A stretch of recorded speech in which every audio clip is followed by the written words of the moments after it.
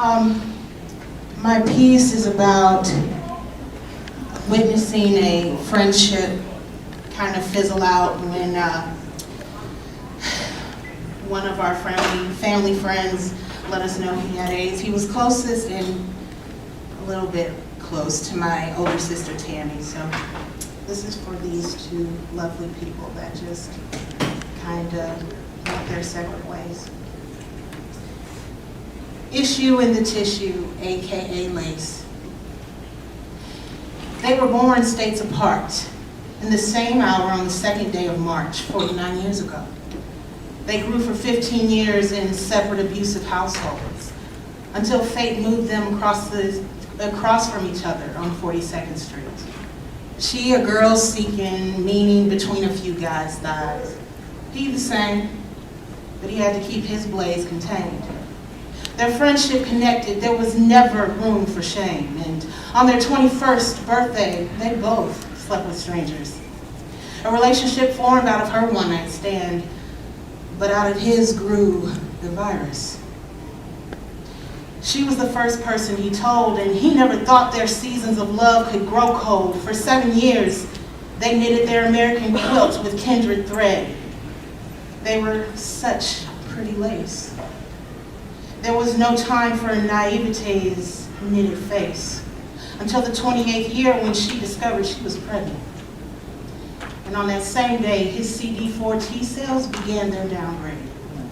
And as she held her newborn son, a shadow of distaste followed her friend. As if sensing the contamination for the first time, a certain dosage of distance dissolved itself into her bloodstream. An idea of raising the perfect son, a respectable one, a straight one, clouded her vision. So she did what she felt was right, left that friend's calls unanswered, kept the door shut at his visits as he watched his weight hit below the 90-pound limit. His resolve took on a tattered crystal hue as his bedside remained empty of her presence.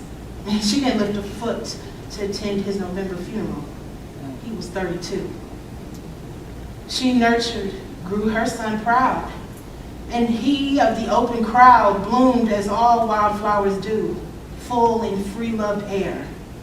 At 17, he fell in love with a boy who he barebacked one night and contracted that virus. It was held tight to him, a secret, just like his male lover. This secret he kept from his mother, who had such an issue in the tissue of our human strain. And when the virus destroyed his CD4 T cells, soared up his skin, birthed death from within, she was faced with the remnants of humanity's collapse that has been brought on by an ignorance of knowledge, a lack of care which ushers in the next generation with a sense of immortality, where sexual partners are exchanged like tricks for candy, and a belief that any STD can be fixed with the flick of the wrist. Everything has become so convenient, and that painful truth is one bitter pill that friend turned mother couldn't swallow, to where it lodged inside of her chest, suppressed acceptance's true air. This new era of consciousness where judgment should carry no wind.